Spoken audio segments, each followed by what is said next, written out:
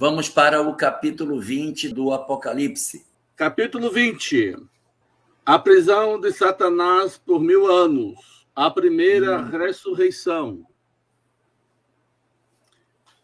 Muito bem. Então, pode começar. Diz o versículo primeiro. Então, vi descer do céu um anjo. Tinha na mão a chave do abismo e uma grande corrente. Ele segurou o dragão, a antiga serpente, que é o diabo, Satanás, e o prendeu por 1000 anos. Lançou-o no abismo, fechou-o e pôs selo sobre ele, para que não mais enganasse as nações até se completarem os 1000 anos. Depois disso, é necessário que ele seja solto pouco tempo. Ok, tá bom. Pronto. Bom, então aqui nós temos um momento em que acontece a prisão e depois a soltura de Satanás. Então eu posso dizer o seguinte, que se prendeu é porque estava solto. Certo. Então estava solto, foi preso e vai ser solto por um pouco de tempo. Tá bom? O que é que a gente encontra na literatura espírita que, de certa maneira, nos ajude a entender o que seja esse fenômeno? Tá escuro aqui, hein? Nem eu estou me vendo.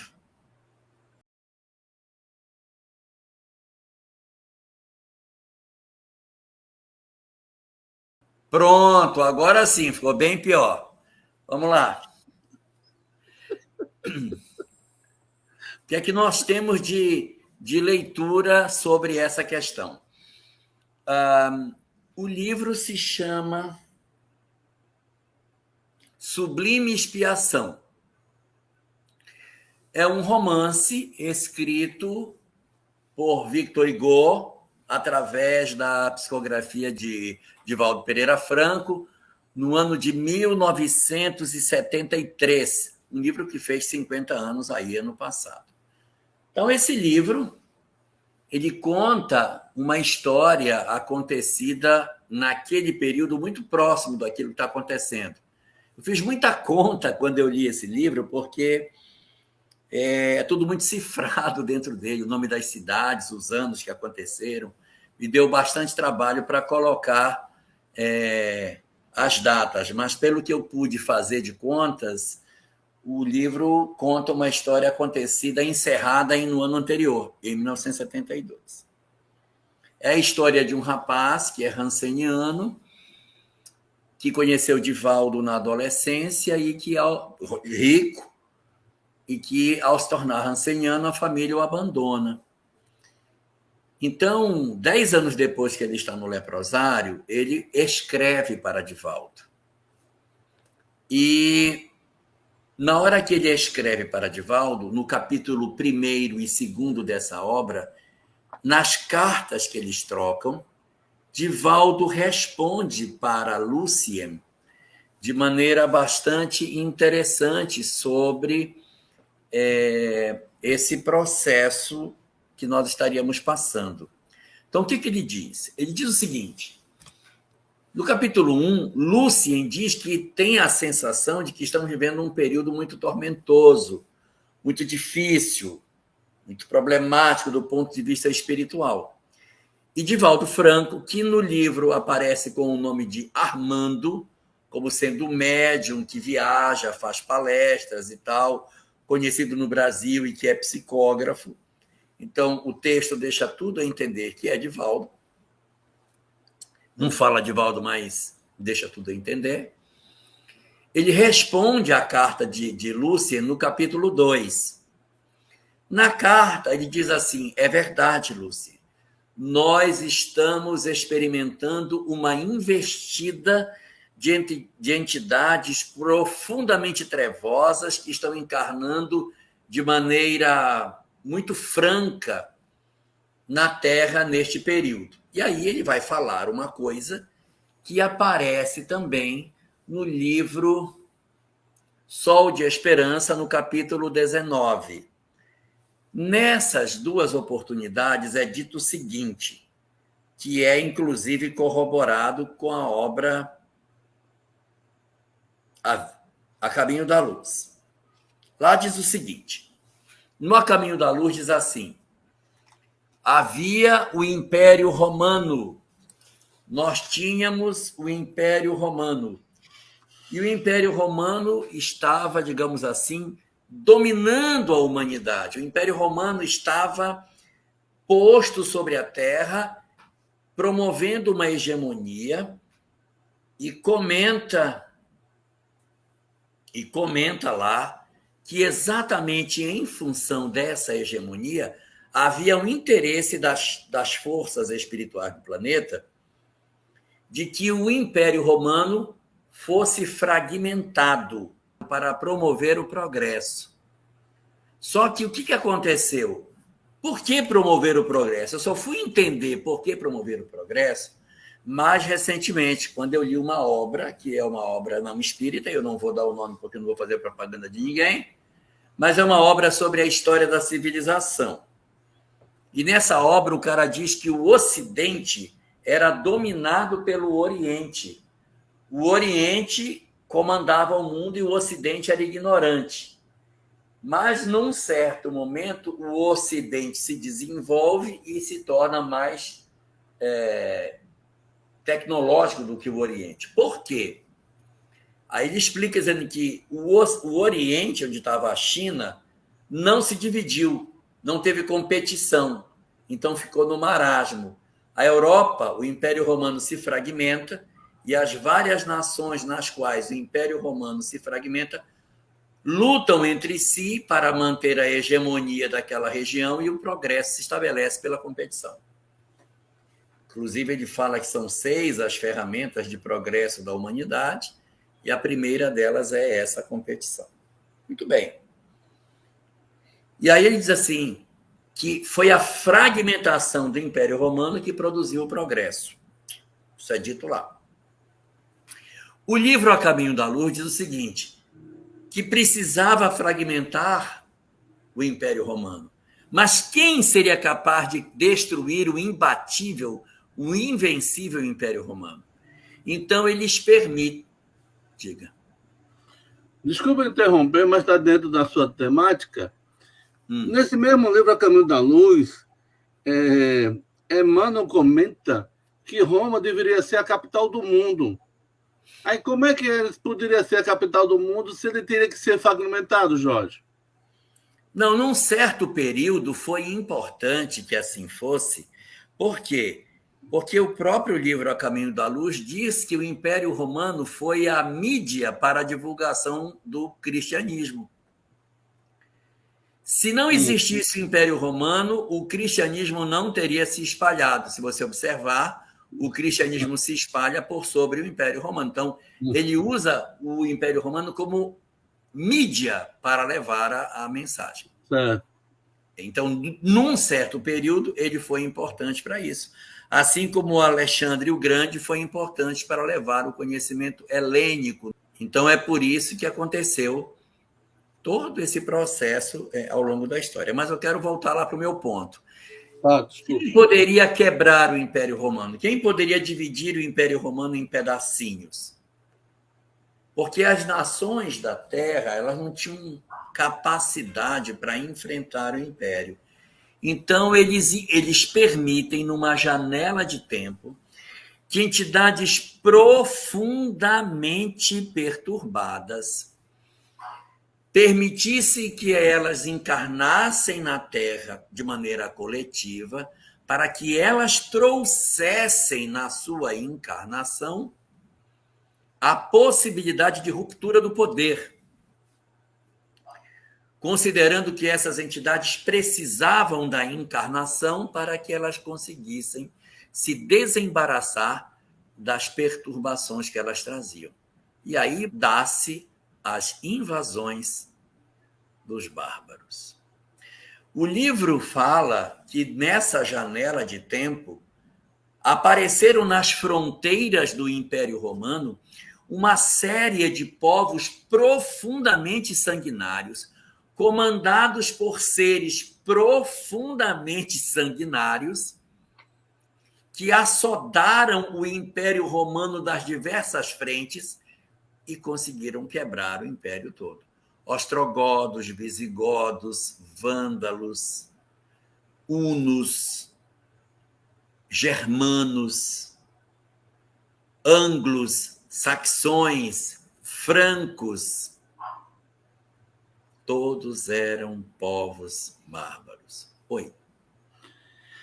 Se eles tinham a função de desfragmentar o Império Romano, qual é a responsabilidade deles sobre isso? Se a tarefa seria de desfragmentar o Império Romano? Mas quem foi que disse que essa não era a tarefa deles? Não, eu estou falando do uso do livre-arbítrio. É porque, como eles eram extremamente conquistadores, era esperado que isso acontecesse.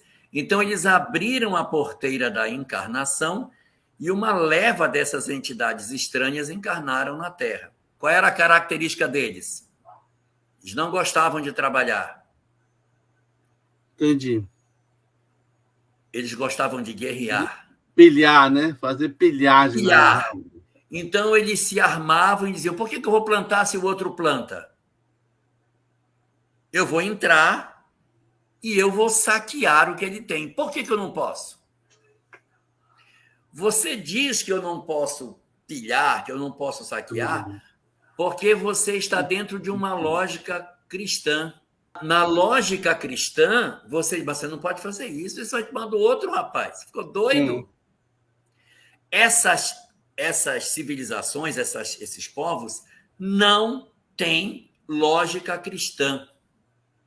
Então, a tendência era que eles, ao se aproximarem da civilização, utilizassem das características que eles possuíam para promover o processo de fragmentação do império. Então, você tem aí nomes bastante conhecidos, que são grandes tiranos, perversos até, que comandaram os hunos, que comandaram os mongóis.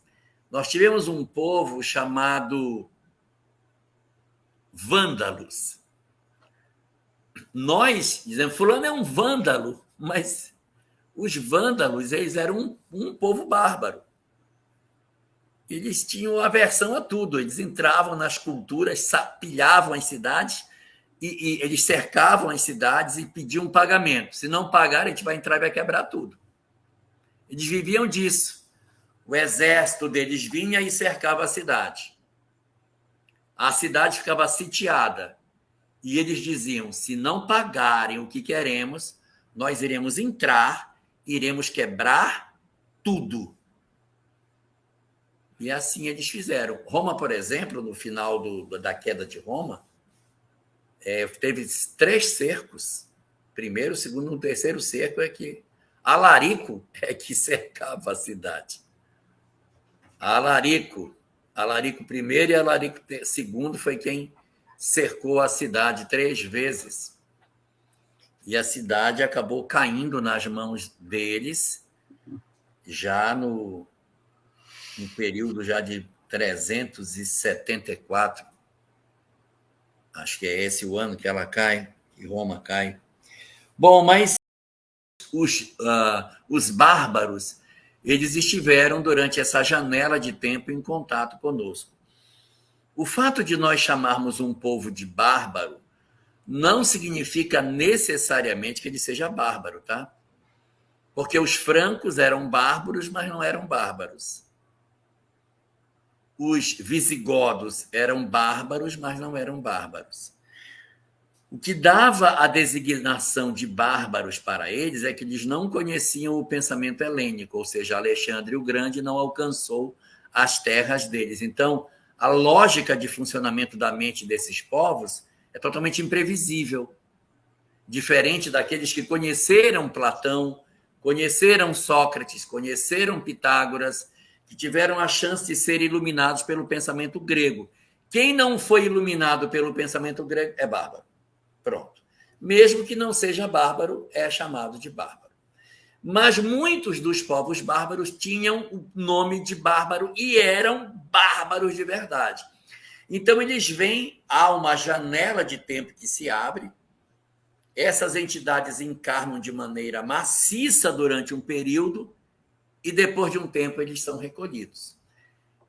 Então, é aí que fala no texto que eles serão presos por 1000 anos e depois eles serão soltos. Aqui, ó, há literaturas que orientam que os bárbaros não eram tão bárbaros assim quanto diz a história, mas sim possuíam organização social e leis igualitárias. Rogério, exatamente, é isso que eu estava comentando. Existe, sim, esses comentários, eles são verdadeiros, né? O que faz a conceituação de bárbaro é Alexandre o Grande não chegou nas suas terras, não conheceram o pensamento helênico, portanto, são conceituados como bárbaros. Embora não seja, muitos eram. Então, por exemplo, a equipe lá do Gengis Khan era punk. A equipe do Átila também não era fácil. Alarico, Odroaco, existiram vários conquistadores assim, que eram bem sanguinários, né?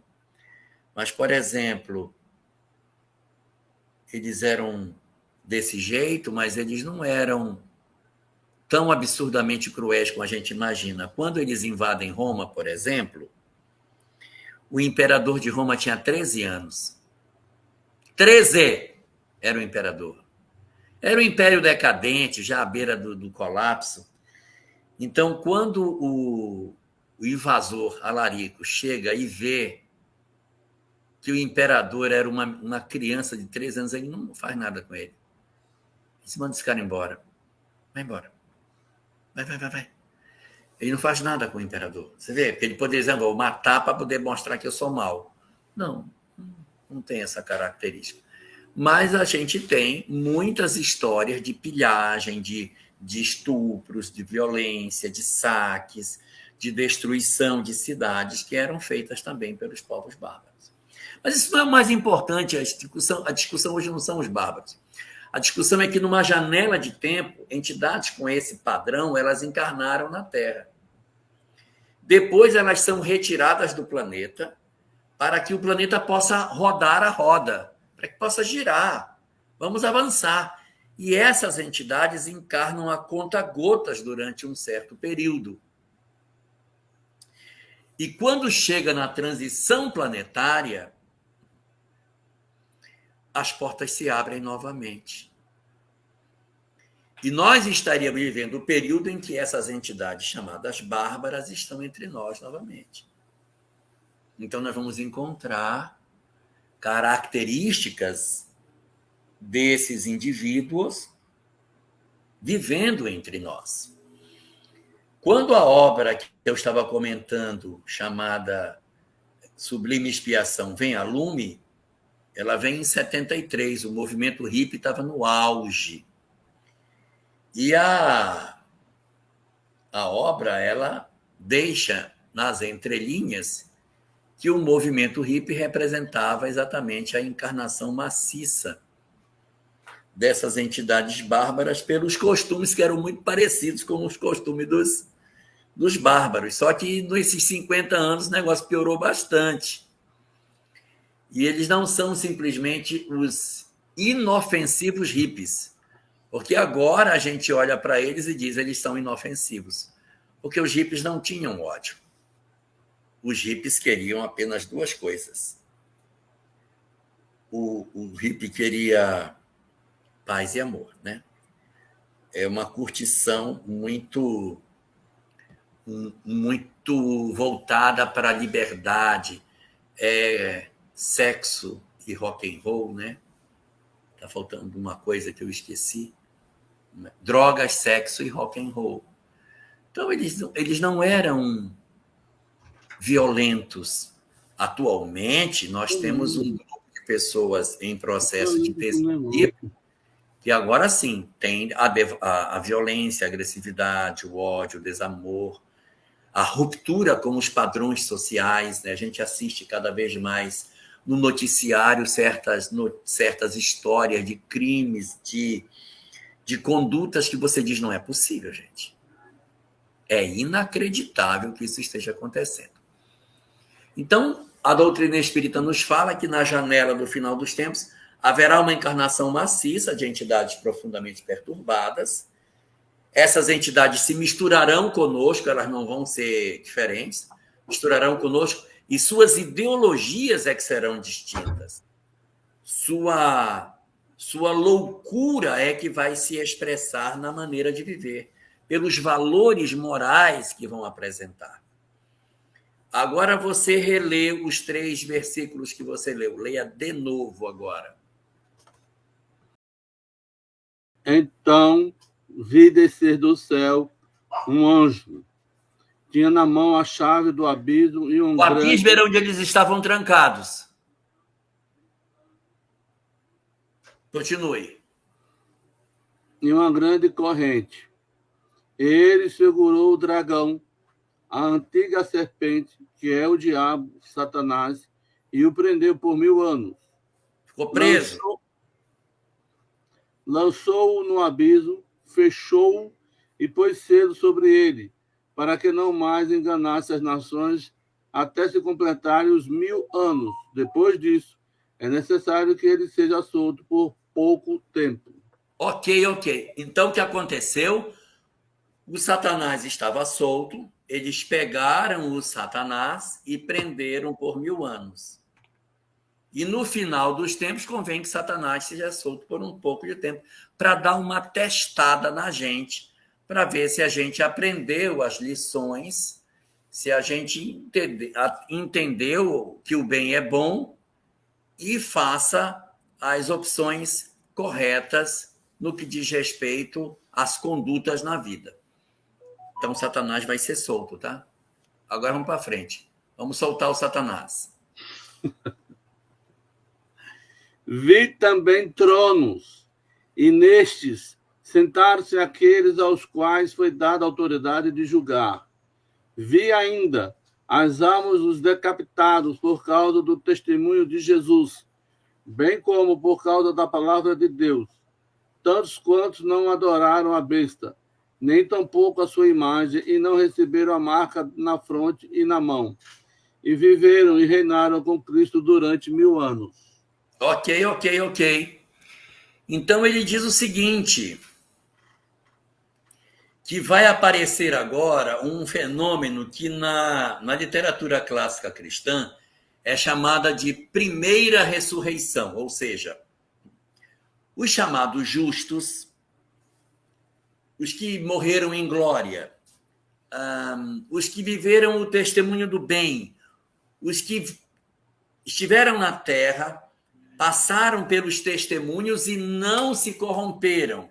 Ou seja, os que foram degolados pelo testemunho, os que não adoraram a besta já está fora de combate, nem a sua imagem, não receberam os sinais que foram colocados lá no capítulo 13, na sua testa, nem na sua mão.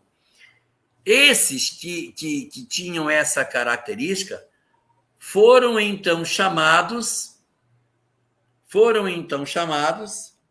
para que eles pudessem viver entre nós, regendo as nossas condições espirituais. Então, essas entidades, elas vão estar fazendo parte da gestão do planeta. Por quê?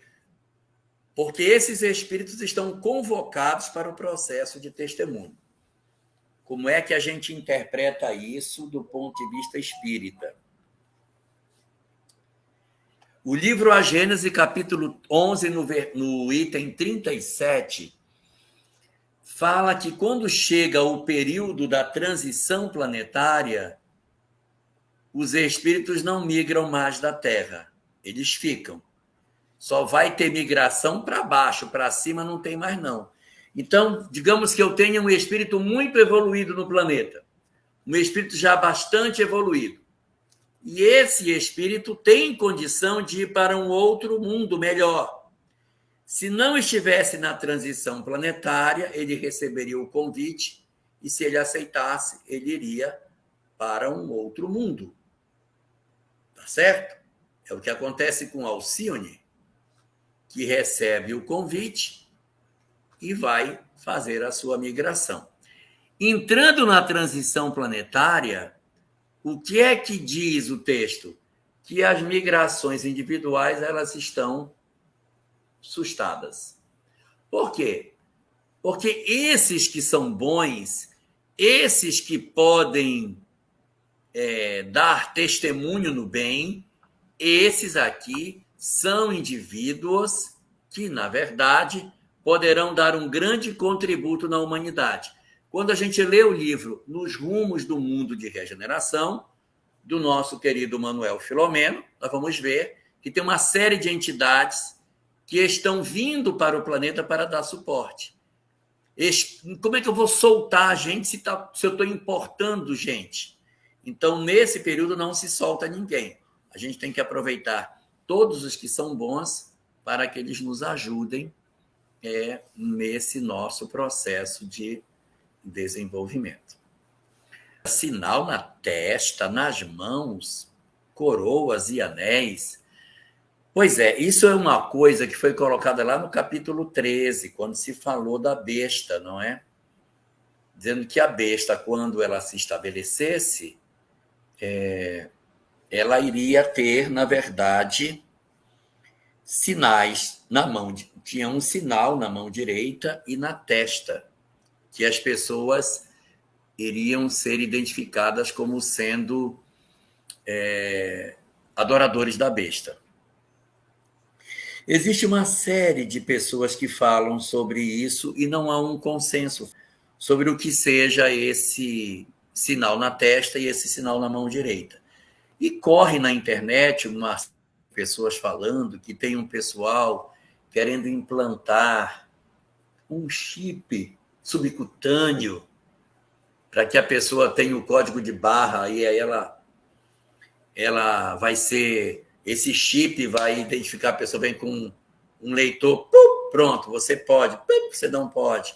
Então, tem gente que fala da implantação de um sistema de governança onde as pessoas sejam identificadas por esses sinais e através disso, os indivíduos sejam rotulados como sendo pertencentes ou não a uma determinada ideologia. Há quem defenda essa ideia, mas não há um consenso sobre o que seja isso. Porque como o Apocalipse ele é muito simbólico, acredita-se que esse símbolo, esse marca na mão, na testa, não sejam coisas do ponto de vista material, mas a mão direita, a mão que abençoa, a mão que trabalha, a mão que produz, porque dentro da ideologia judaica, a mão direita é a mão que realmente produz, é a mão da bênção. Se você for ver, Jesus, quando cura o homem da mão mirrada, a mão dele era a direita. Estava sem a mão da bênção. O homem representa Israel, que estava sem a mão da bênção. Quando ele restaura a mão mirrada à direita, ele restaura o poder de bênção do povo. Então, a mão direita aqui, ela tem uma representação muito forte com as conexões daquilo que eu tenho como sinal. Os anéis de família são postos na mão direita, tem toda essa coisa. E o sinal na testa, existem muitas interpretações sobre isso. E alguns que são mais ligados ao judaísmo se referem ao livro de Deuteronômio, capítulo 6. No livro de Deuteronômio, no capítulo 6, é onde Moisés vai oferecer ao povo uma informação, que é mais uma das ordenações de Deus para o povo de Israel, que é o uso do tefilim. O que é o tefilim? É uma fita de couro preta, é uma tira, aonde a lei está escrita nessa tira. E todas as manhãs os judeus trançam na mão direita o tefilim e amarram no braço. Por isso que os rabinos usam manga longa. Debaixo da manga longa está o tefilim. Se você pega aí na internet, bota aí tefilim de braço. Aí você vai ver que é uma tira preta que os homens usam. Tefilim, T-E-T-F-I-L-I-M, tefilim. Tefilim de braço. É uma fita preta que é trançada no braço, até aqui em cima, ela prende aqui no ombro. E tem o tefilim de cabeça, que fica entre os dois olhos. É uma tira que é presa na cabeça, e bem aqui tem uma caixinha preta. Pega aí, tefilim de cabeça. Tefilim de cabeça. E o tefilim de cabeça, os rabinos usam um chapéu para encobrir o tefilim de cabeça. Então, eles dizem que as pessoas, isso significa que essas pessoas estão conectadas a Deus. Tefilim de braço, tefilim de cabeça conecta as pessoas com Deus. Esses que eram ligados à besta não tinham tefilim, eles tinham outro sinal na mão direita e tinham outro sinal na testa, ou seja, eles haviam feito um pacto como se fosse com um outro Deus. Eles não serviriam de exemplo de como se conectar com Deus. E aqueles que tivessem essa conexão estariam autorizados a tudo. Então, as autorizações na sociedade seriam dadas para aqueles que tivessem o sinal na mão, e alguns dizem tefilim de braço, sinal na cabeça, tefilim de... Só tem 2 tefilim, braço e cabeça. E são exatamente essas 2 partes do corpo que são citadas no Apocalipse, sugerindo que esses indivíduos, ao invés de terem o tefilim de braço e tefilim de cabeça, que eram usados na época de Jesus também, já se usava tefilim de cabeça e tefilim de braço, que eles usavam outro tipo de conexão com outro Deus que não era o Deus de Israel, ou seja, não servem ao Senhor. Eles usam outros sinais. Bom? Como saber que estavam conectados com Deus ou não? Não, repare. Segundo Deuteronômio 6, está dito assim: trarás a lei sempre atada a ti. Se é para trazer a lei sempre atada a si, eles pegavam a lei e atavam no braço e na cabeça. E lá diz, no teu braço direito e entre os teus 2 olhos. Está descrito no Deuteronômio 6. Só você pegar lá. Deuteronômio capítulo 6, você vai encontrar primeiro: trarás a lei nos umbrais da tua porta, que é a mezuzá, que é uma peça metálica que a gente põe no umbral da porta, tá certo? E depois fala dos tefilins, tefilim de braço, tefilim de cabeça, como sendo um instrumento de conexão com o divino. Então, eles dizem assim, isso é para conectar com Deus, na conceituação judaica. Se o cara não está com tefilim de cabeça e de braço, ele não está conectado com Deus, porque a conexão com Deus era com o tefilim. O homem deveria utilizar, o homem ortodoxo tinha que usar tefilim de braço, tefilim de... Até hoje, né? Até hoje os ortodoxos usam.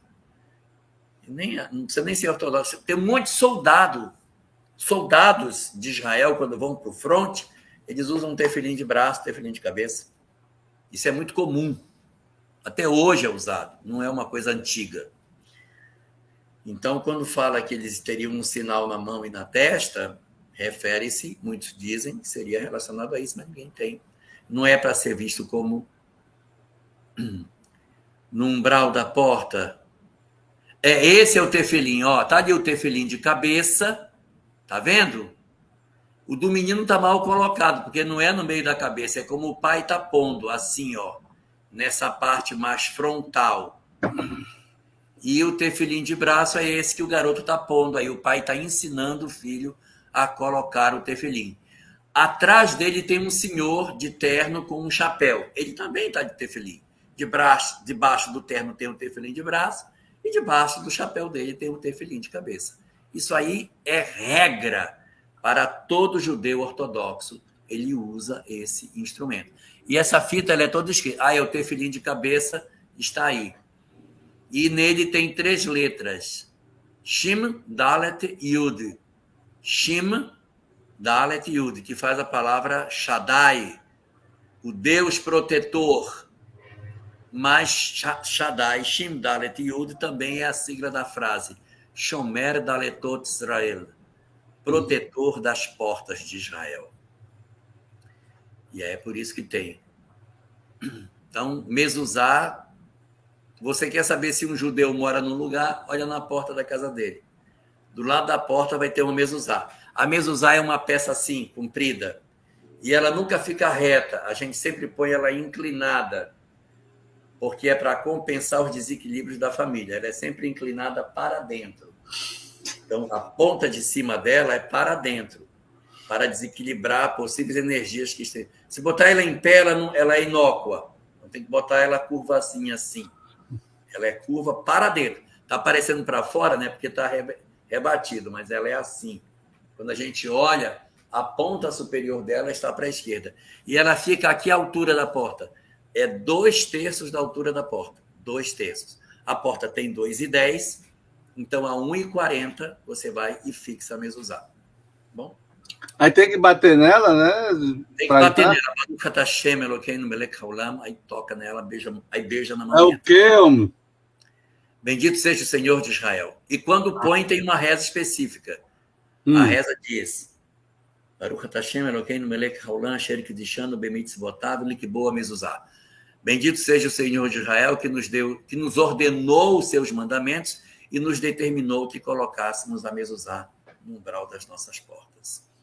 Tá certo. Isso é dito só uma vez, que é quando você fixa. Quando depois que fixa, o cara tá lá, você passa, só toca com a mão direita sempre. Toca, ela fica do lado direito de quem entra. Você toca na porta, Baruch Hashem Elokeinu melech haolam, beija e entra na casa. A Flávia quer saber quantas vezes toca por dia. Quantas vezes sair de casa? Sai de casa, você toca. Vai sair de casa, você pega. Ou melhor, quando entra, né? Quando entra, quando sai. É mais comum quando chega. Aí você toca, beija e vai. A gente não pede bênção do pai e da mãe, isso é uma prática judaica, tá? Acha que é cristão, mas é judaico. Do mesmo jeito que você pede bênção à sua mãe e seu pai para sair de casa, falar com a mezuzá é pedir a Deus proteção que você vai sair da sua casa. Então você toca ali e pede permissão para sair e quando volta, agradece ter voltado. Tá bom? Mais ou menos assim. Entendi. Judaísmo. Vamos lá. Vamos para frente. Vamos para frente. Vamos para frente. Então, esses sinais, eles estão muito próximos desses sinais judaicos, tá? Continuar. Vamos para os versículos que seguem. Os restantes dos mortos não reviveram até que se completassem os 1000 anos. Esta é a primeira ressurreição. Perceberam? Então, durante o período desses 1000 anos que esse Satanás está preso, né? Está preso. Os que vão desencarnando, eles vão ficando trabalhando com o Senhor. Chega nesse momento aí, as portas são abertas e todos os que foram mártires são restaurados, são revivificados para ajudarem. O capítulo 20 ele tem muita conexão com o capítulo 12. Capítulo 12 falava dos justos que apareciam e intercediam a Deus para que encurtasse o tempo do sofrimento, porque ninguém suportaria. Então, aquilo que aparece lá no 12, que fala, no final dos tempos, o Senhor os justos virão e se ajuntarão e pedirão que se antecipe o tempo do juízo final, porque haverá muito sofrimento e para que eles não sofram tanto. Está lá no último selo, quando é quebrado. Então, esses que aparecem no 12 são esses mártires que estão aqui. Essa é a primeira ressurreição. Essa primeira janela aí é o momento em que aconteceu um monte de coisa, o Satanás... a besta já foi destruída, a cidade, tudo foi destruído, já está está resolvido, mas o dragão está preso, né? O Satanás está preso. Aí, nessa janela de tempo que ele está preso, esses são ressuscitados para ajudar o Senhor na condução do final dos tempos, conectando com o capítulo 12. Para frente. 6. Bem-aventurado e santo é aquele que tem parte na primeira ressurreição. Sobre essa, a segunda morte não tem autoridade. Pelo contrário, será sacerdotes de Deus e de Cristo e reinarão com ele os 1000 anos.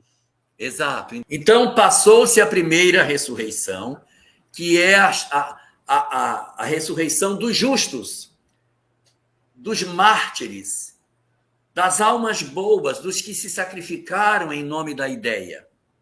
Todos esses são espíritos que agora estão colaborando nesses 1000 anos de serviço.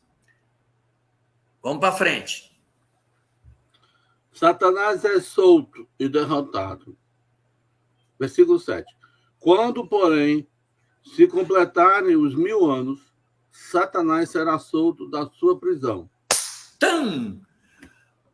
Satanás será solto da sua prisão, porque João estava escrevendo isso no século I. Não quero assustar ninguém, mas o Satanás está soltinho. Tá? E outra, antes que alguém queira encontrar pessoas, o Satanás não é uma pessoa, ele é uma ideologia. Que ideologia é essa? É a ideologia que prega tudo que é diferente daquilo que Jesus pregava. É só você ver. O que Jesus prega, o que o cara disser que é contrário, está aí nessa. Tá bom? Então, Jesus falava do amor. Se você tiver gente pregando o ódio, você está vendo. Jesus falava da imortalidade. Se você vê pessoas falando da vida material somente, você está vendo. Jesus falava do perdão. Tem gente que defende a vingança. Jesus falava do respeito à religiosidade. Você vê pessoas destruindo templos, tocando fogo, destruindo imagens. Então, você vai descobrindo aí quem são aqueles que podem estar a serviço do mal. Vamos lá? E sair a seduzir as nações que há nos 4 cantos da terra, Gog e Magog, a fim de reuni-las para a peleja. O número dessas é como a areia do mar. Perfeito, ok. Pare. Então, quando Satanás for solto, ele vai se servir de Gog e Magog. Quem é Gog e quem é Magog? É a minha pergunta. Ah, é? Coincidentemente é a minha pergunta. Nossa, que incrível. Gog e Magog não é a primeira vez que aparecem em textos religiosos. Eles aparecem no livro de Ezequiel, no capítulo 28 e 29. Uhum. Eles também estão lá. Nesses dois capítulos do livro de Ezequiel, eles estão sendo citados lá. E eles são citados como quem? Como líderes de povos opositores a Deus, como sendo divulgadores do chamado politeísmo.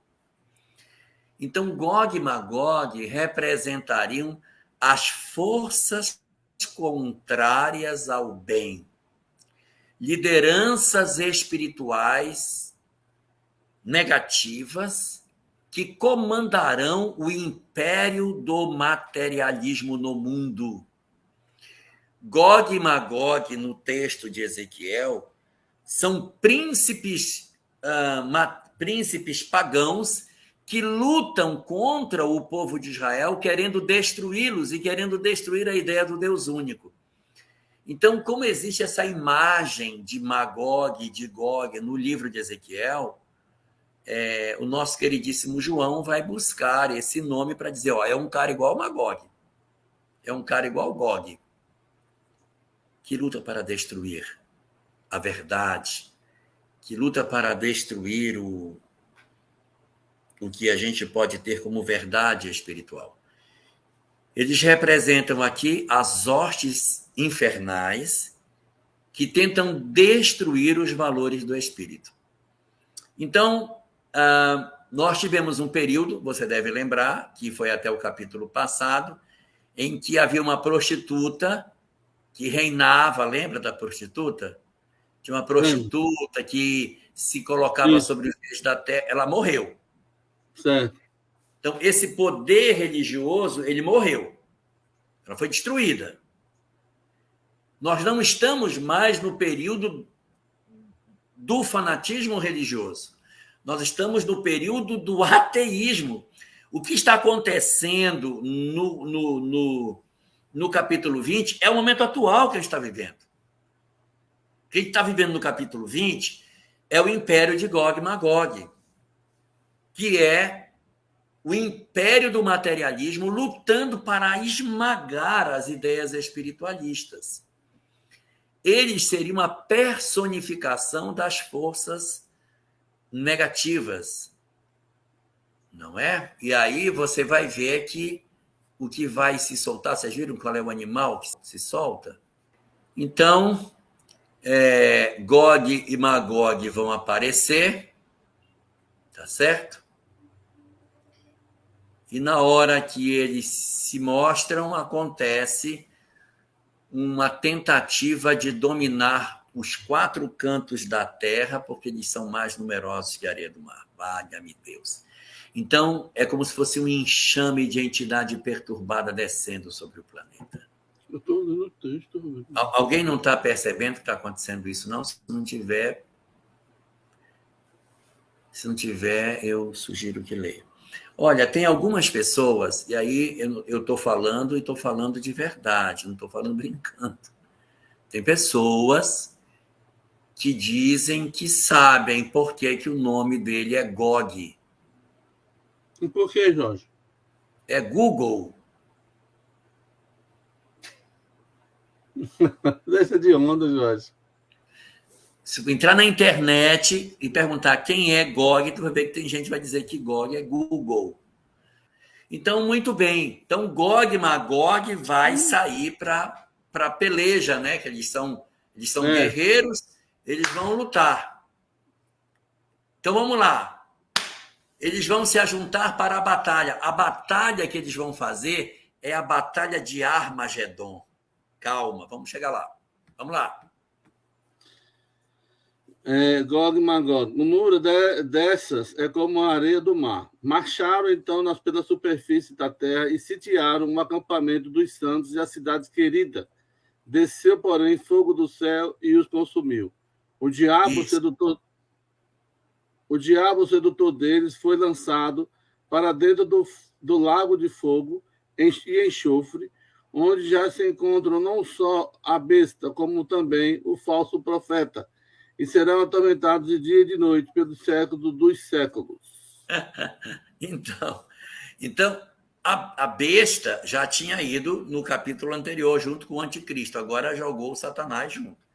Então limpou a terra, porque os 3... Não sei se você lembra, teve uma lá atrás que tinham 3 rãs que saíam.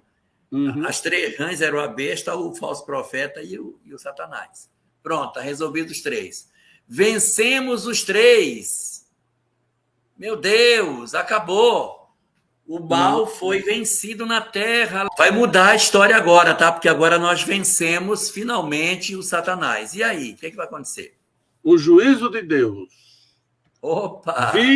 Vi um grande trono branco e aquele que nele se assenta, de cuja presença fugiram a terra e o céu, e não se achou lugar para eles. Ok. Então vai aparecer um trono, e vai sentar alguém nesse trono, que é Jesus, no caso. Vai sentar. Quando ele senta no trono, os céus e a terra desaparecem, ou seja, some o mundo real, porque agora vai se dar o julgamento das almas. Tá? Lembra que teve a primeira ressurreição. Lembra. Que os justos, só para os mártires. Agora vai ter a segunda, vamos lá. E vi também os mortos, os grandes e os pequenos, postos em pé diante do trono. Então se abriram livros, ainda outro livro. Opa! Abriram livros. Não é só um. Tem vários livros que serão abertos. Agora ele vai falar de um outro livro. Tem vários livros e tem mais um que ele vai falar agora. Vamos lá. Ainda outro livro, o livro da vida. Isso! Então, existem vários livros e tem mais um que é o livro da vida. Então, tem muitos livros e, além dos muitos livros, existe um livro em particular que é o livro da vida. Vamos prestar atenção nesse último livro aí, tá bom? Vamos lá. E os mortos foram julgados segundo as suas obras, conforme o que se achava escrito nos livros. Para. Stop. Eu acredito que nós chegamos no ponto mais importante do Apocalipse. O Laelder leu, mas ele não comentou a parte mais importante aí. As almas vão ser julgadas mediante o quê mesmo? Que eu não vi. Os mortos foram julgados segundo as suas obras, conforme o que se achava escrito nos livros. Meu Deus! Os livros, não é o livro da vida, os livros relatam o que a gente fez. Na Igreja Católica tem um termo chamado anjo anotador, que é o anjo que anota. Ele anota nesse livro aí, ó. Mas eu quero dizer para você, para todos nós que estamos aqui, que as pessoas serão julgadas pelas suas obras, tá? Não é pela sua fé. O homem é justificado pelas suas obras e não pela sua fé. Então, há uma discussão na carta de Paulo, que Paulo diz, o homem é justificado pela fé e não pelas obras. Tiago diz, o homem é justificado pelas obras e não pela fé. No Apocalipse, o julgamento é pelas obras, não é pela fé. Então, o que é que vale para poder se salvar? As obras. Questão 982 de O Livro dos Espíritos. É necessário crer no Espiritismo e na manifestação dos Espíritos para garantir uma boa sorte na vida futura? Não. Não é a religião, é a prática do bem. Então, é isso que vai medir o ser humaninho lá no final. Quando os livros forem abertos, o cara, você matou um gato, você uma vez... Está tudo anotado nesses livros, mas tem um outro separado, que é o livro da vida, que o Laelder ainda não falou o que está escrito nele. Mas nos outros livros está o relato do que nós fizemos. Continua, Laelder. Está ficando bom. Deu o mar os mortos que nele estavam. A morte e o além entregaram os mortos que neles havia, e foram julgados um por um segundo as suas obras. Então, olha aí, os caras foram de novo. O mar deu os seus mortos e os que estavam também na morte vieram. Pronto, todo mundo ressuscitou. E aí vai avaliar agora o que vai acontecer com cada um. Então, a morte e o inferno foram lançados para dentro do lago de fogo. Essa é a segunda morte. Pronto, acabou. Quando joga isso, ou seja, a morte acabou. Isso quer dizer o seguinte, não há mais morte. Não há mais morte. E se agora alguém... é um reino de imortalidade. É o último versículo, viu, do capítulo 20, versículo 15. E se alguém não foi achado inscrito no livro da vida, esse foi lançado para dentro do lago de fogo. Pronto. O famoso juízo final, que tanto se fala, é isso aí, ó. Jesus vai sentar no trono, vai vir um monte de livro e vai ter o livro da vida.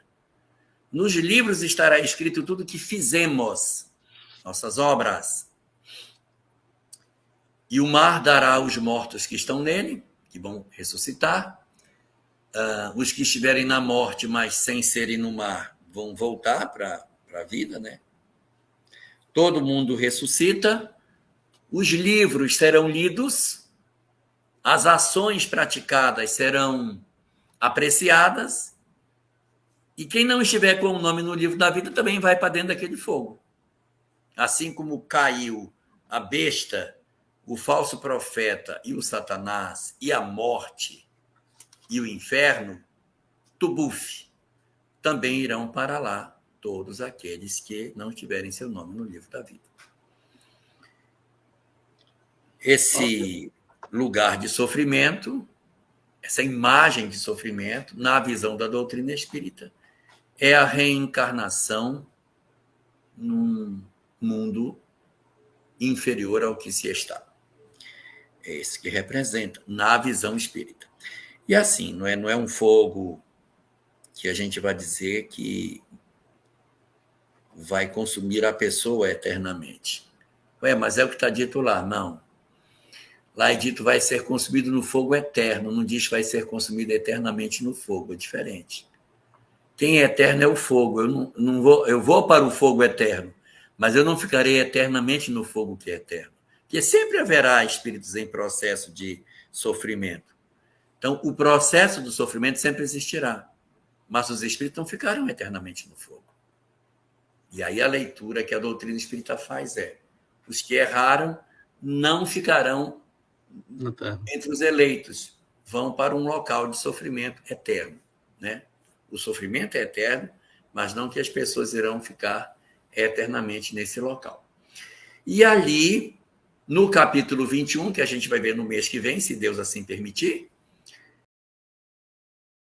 a gente vai ver o que vai acontecer com os que ficaram com o nome do livro. Que esses ficam na terra e vão receber a nova Jerusalém que desce do céu. Aí já é a regeneração. Acabou o sofrimento, tá? Acabou.